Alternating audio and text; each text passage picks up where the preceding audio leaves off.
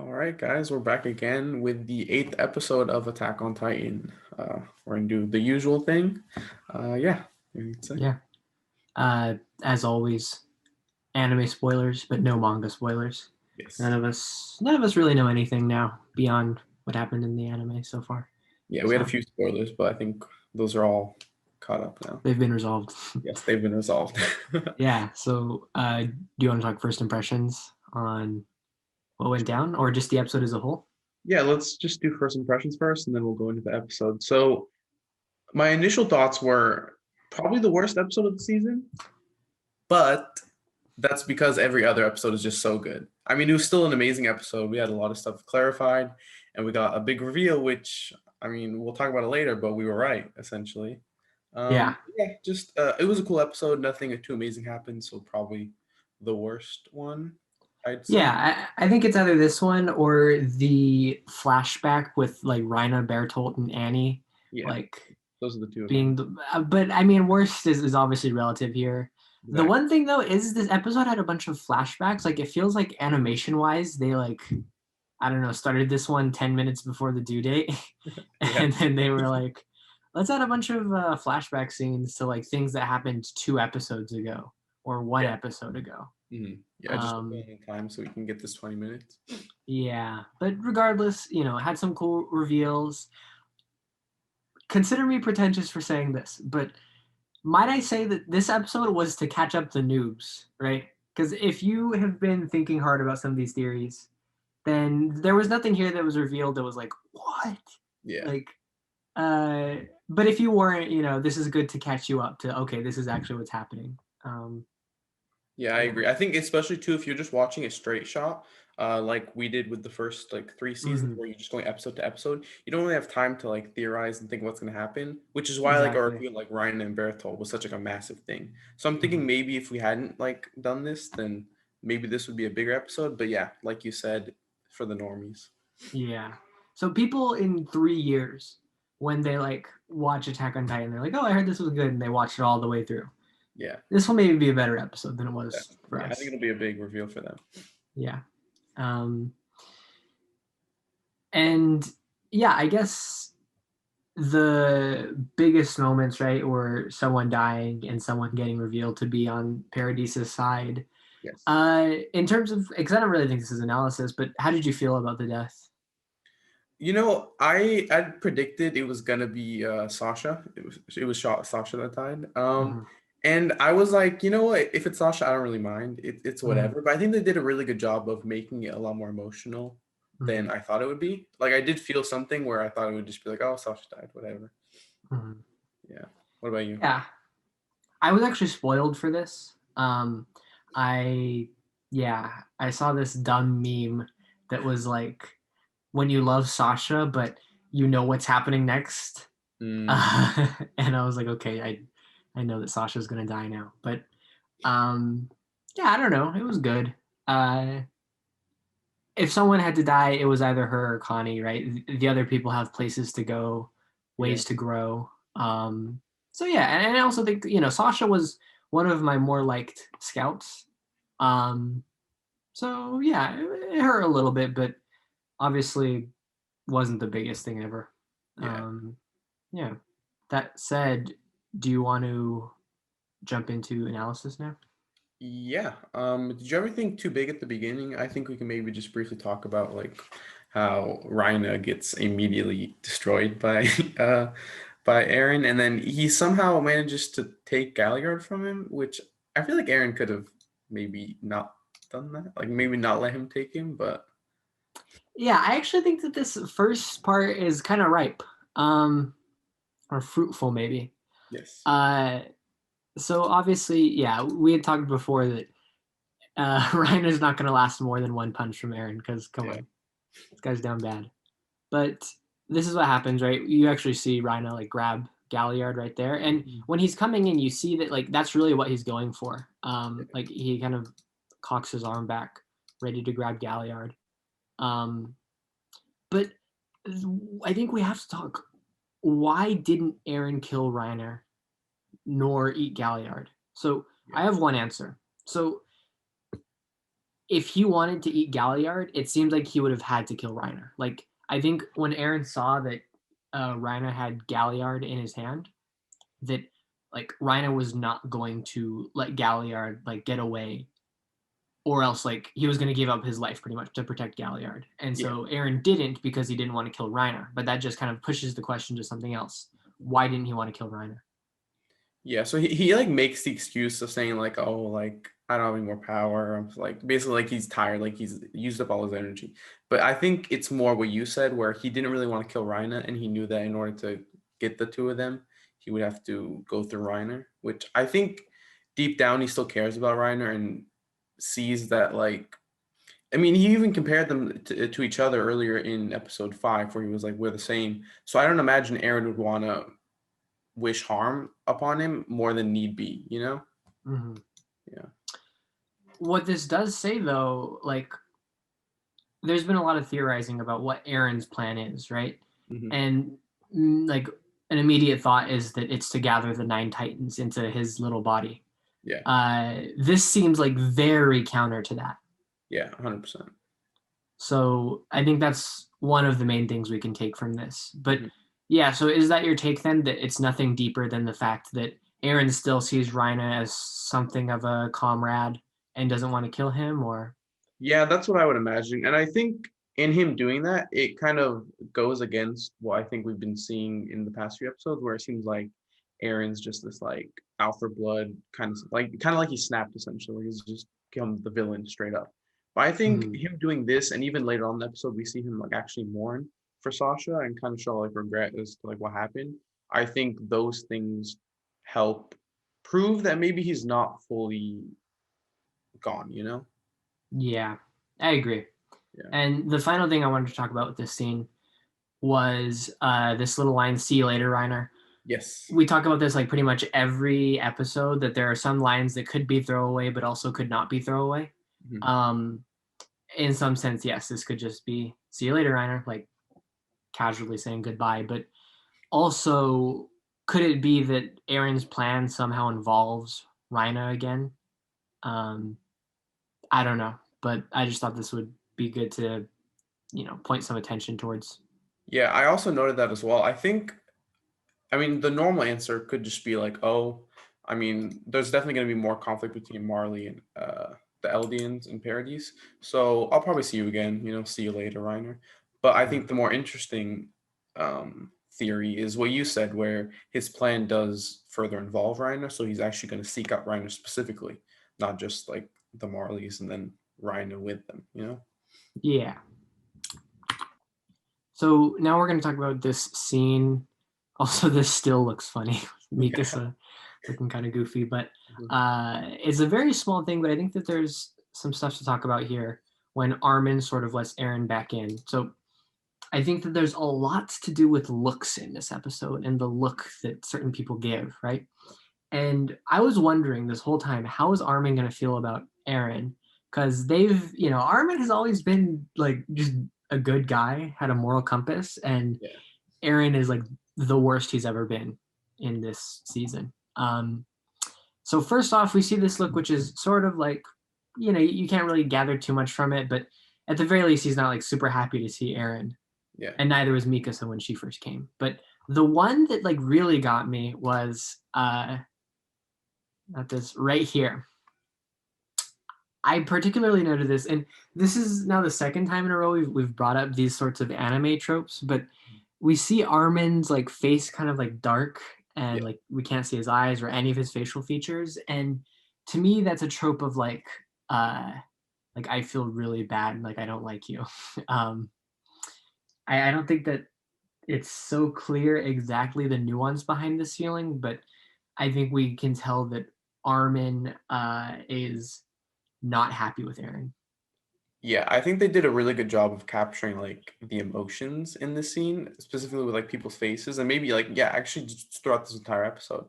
I think there could be like a large number of things that this is referring to. It could be like you said, him not being happy with Eren, which I think plays part of it. And I also just think he's like remorseful as to what he did, and he's kind of like ashamed. And Eren being his best friend, he doesn't necessarily want him to see him that way. Mhm. Once like Yeah. yeah, Armin's always been like this like good guy. I feel like you said, moral compass. So him doing this like horrible thing, he feels so much guilt, and now that he's seeing his best friend, I feel like he can't face him, even though he knows Eren's doing similarly bad things. Hmm. Yeah, so I think the next big thing that happens in the episode that we want to touch on is the talk with Falco and Gabby. I think this scene kind of shows the two different sides, whether it be Paradis or Marley, where one side wants revenge and wants to inflict pain on the other side, being Gabby in this scene. And Falco, on the other hand, being like, no, like they experience the same things that they're doing to us. They're just people are the same. It's kind of like the talk that I think Reiner and Eren had in the basement, where we kind of just see like people are all the same. And I think Falco really took that to heart. And he's trying to convince Gabby that like, oh, they we got what we deserve essentially. Yeah, I mean the parallel here is like super clear. We had already talked about this before, but Eren seeing Bertolt slash the Colossal Titan over the wall, and then his freaking mom getting chomped, Yep. compared to Gabby seeing Eren just erupt out of that building and then fling all this debris that ended up killing Zofia. It's hard because they're drawing so many parallels here. Yeah. Like there's the Reina Eren parallel, but then there's also the Gabby Eren parallel. And then there's also like the Falco Reiner. I don't know. Falco It's hard Jean. to keep track of. Yeah. Yeah. But yeah, I think this just serves to like really drive home this point of like cycles of violence. Yeah, that occur. And even yeah, I think what you just said too kind of speaks to what they're doing. The fact that there's so many parallels on both sides kind of shows that again, like Aaron said, we're all the same. In the wall, in Marley, everyone kind of is the same. Yeah. Um, and one thing that I like, I'm unsure as to whether this is what the show is doing, and we won't know until the end, but is part of the show's um like theme or moral that strong convictions are like wrong? I think the biggest thing that they're trying to show in all this is the revenge thing and how that is bad. But I think that it's more than that. I think they're just trying to show you that people are like multidimensional, where like, Mhm. with Aaron specifically, Aaron has done a lot of good for the people in Paradise. He helped liberate them. He, you know, got the Titans away, but also he's doing all this stuff. He's destroying families, destroying a city, and with Ryan, the same thing. He did good things, he did bad things. I think what they want us to do here, the show at least, is to kind of realize that people aren't so one-dimensional and that good people can also do bad things. This is like crackpot theory zone. Uh, Going a little off the edge here, but this is something that happened in episode 2, the Midnight Train, and we get a flashback to it. Uh, Falco's flashing back to Rhina, saying you have to rescue Gabby from the dark future that awaits us. And I don't know why it didn't click before, but it clicks now that this is so parallel to Mr. Kruger slash the Owl telling Grisha on the wall, like, you have to save Mikasa, Armin, and the others, right? Mhm. And Crackpot Theory begin, like, this is Rhina, like, getting the words from, like, some future armored titan.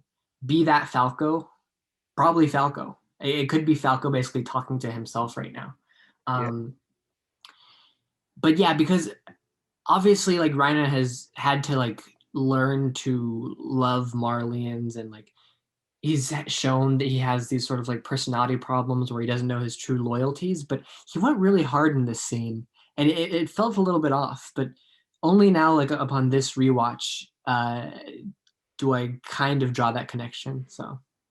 So the next thing that I think is important to talk about here is finally some logistics have been cleared up about how long the Marleyan conspirators have been working with Paradis. So we see here that Peak is remembering that soldier and remembers that that soldier uh, who we later find out is named Zelena, was on the ship that first went to Paradise after like Reiner and Zeke and Peak came back. So this establishes that like probably for at least 3 years, the Marleyans have been working with the Paradise people. Yeah, I think there's definitely was a lot of time in between where they could have planned this, and I think even later on, as we see in the episode, we know Zeke's working with these people. It shows I'm almost positive that Zeke's been working with them for just about as long. So that would mean that something happened to Zeke maybe in the time between when there was the final attack to the 3 years or to the 1 year after that, that either changed him or for longer before that he's been allied with the Eldians. We talked about this last time off air, but I would go as far as to put my money down that he's been siding with the conspirators since he turned in his father.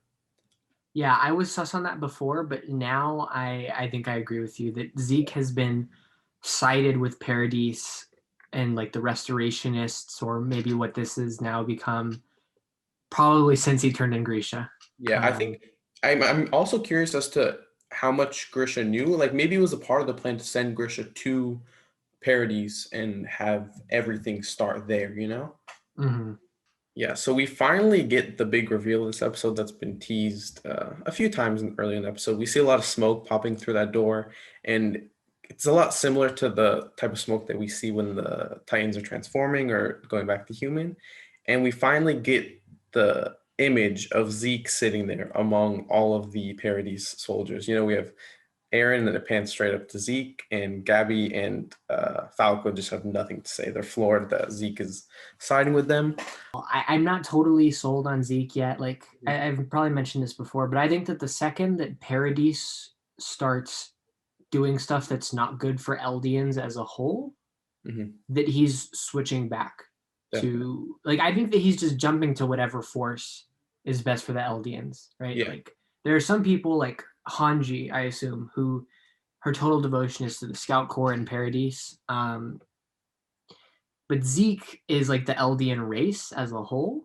And it's not so clear whether he's so allied with like the Paradise Eldians versus the Marley Eldians. But regardless, I think that that's his only driving factor. So we're going to talk a little bit about Eren now. We get some more talking from Eren, and I think more of a view into his morals or his mindset right now. One thing that we wanted to note was this part is kind of self-aware, or I don't know, it's funny as like a person who has watched all of Attack on Titan to see them finally pointing out the fact that Eren gets kidnapped like every season. Yeah. And like the actual downside to that, which is that like every time Eren gets kidnapped, people die trying to save him. Eren obviously knew that. What are your thoughts on how this, or what this says about Eren's morality in this season? I'm still holding out hope that the reason he's doing all this is for a good reason. So I'm still on the fence as to where he stands morally. I think, like I've been saying, it's just more complicated than a one statement, you know? Yeah, I totally agree. I don't. Well, I agree that yes, people are complicated, and that's what this is trying to show. But also, entering crackpot theory zone. Mhm. I think this could just be the transition to full evil Eren. Like, I think they could just be setting this up right now. Like, Eren has just literally let himself get kidnapped, let these people die, let literally Sasha die. Jean eventually like says that directly. Yeah. This gets into like ending theories, but like second half of the season, Eren versus the whole world. Eren is the final villain. Who knows? That could be setting this up. From like a story perspective, I think that'd be a really interesting choice for them to make, and I would love to see that. But I'm still holding out hope. I think if he was really just going for revenge and it was really a bad person, then he wouldn't have done some of the things that he did. Talking to Reiner, explain to him like we're the same, kind of sparing him in this episode and sparing Galliard. And then even later on, like we'll see in a bit, we see him mourning over Sasha and kind of regretting the things that he did. Not necessarily regretting, but at least feeling bad. And that to me shows that while he's done bad things, and you could say he's a bad person, I don't think he's evil. Yeah, it's hard because I think that's the point of the show, is that like there is maybe no true evil. The Titans who we thought were true evil are all just like converted Eldians. The Marleyans who we might have thought were true evil at the end of season 3 are like, okay, Marleyans are still a little sus, but like at least there's some history there with like the Eldian War. They have somewhat of a justification. And I think that what this show is telling us is that like even if you have a justification, you can't do these things. Like the ends do not justify the means, right? Yeah. And Eren doesn't know that phrase. He literally never learned that phrase because he's going so hard right now. And then okay, the couple things to like mention about this final scene. One that serves my crackpot theory, but one that's just sort of neutral. Like, what do you think about Eren sort of asking if Sasha had any last words and then his like reaction to it? So we sort of talked about how this is like mourning, I guess. We get this like Eren like, maybe it's hitting him. And he does this thing where it kind of looks like he's like, or the sound he makes right here, they're all looking down on him, and we hear this like sort of laugh going on. Yeah. This sort of tipped me into like pure evil Eren, not pure evil obviously, but like crazy Eren, like who's now just lost it totally. But then he has this very nice memory of their time like right before Bertolt pops up, and then he sort of like grinds his teeth. So what do you think Eren was thinking in that moment or feeling in that moment, right? Do you think it was just regret or what? When I first watched the scene, I was okay, like this is definitely Eren mourning. I think even that laugh was more not like an evil laugh, it was more like, oh, like classic Sasha, like it was like a mournful, like trying to hold on to the like memory of her. But then that scene of them all looking down on him makes it seem like what he's doing is like sinister. Exactly. So that's the part that makes you question it. And I'm not sure. But then we see these memories and we see that he fondly remembers her.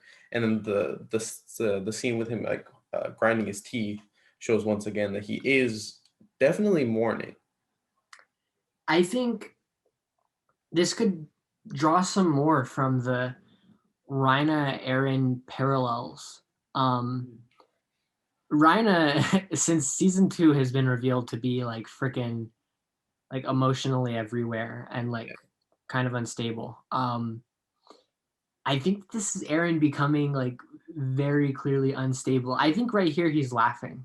I think they're like looking at him like, what the hell are you doing? And I do think that yes, it could totally just be her last words were meat. That's kind of funny, right? Like, let's hold on to that memory. Like he thought of that memory and he laughed, right? But I also think that this could just be like a glimpse into like Eren going full crazy. Yeah.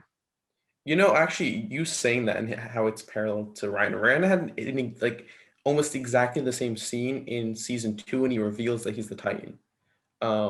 Basically, Eren was like, "No, I'm not gonna go with you," and Reiner like started laughing. He was like, "Oh, like, of course you wouldn't." And then he transforms, and all the stuff happens. So I think you're spot on with that, with how they're painting Eren to be the exact same type of character as Reiner. Where I mean, I don't think Reiner is completely crazy and like evil or anything. I think it's going to be a similar type of character, like with Reiner, where like he is a little bit unhinged and kind of crazy, but not like irredeemable. Here's the thing, though.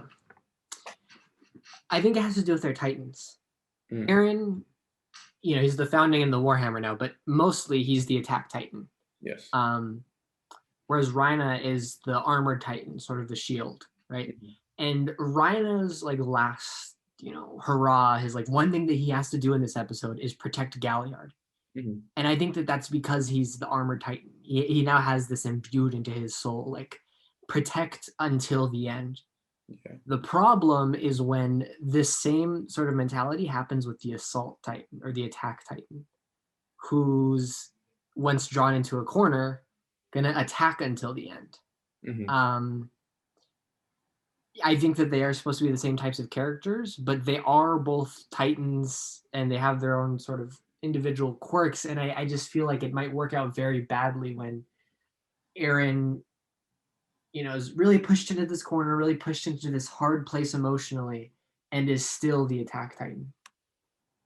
Yeah, I definitely could see him snapping based on what we've seen. I mean, even in any of the seasons, we've always seen that Aaron's been a very emotional and what's the word? He's very quick to act. Mm-hmm. Yeah. So I could see this happening where he just snaps and does some bad things. But yeah. Yeah. Any final thoughts on this episode? Once again, a good episode. Really good episode. They've been nailing it this season. But yeah.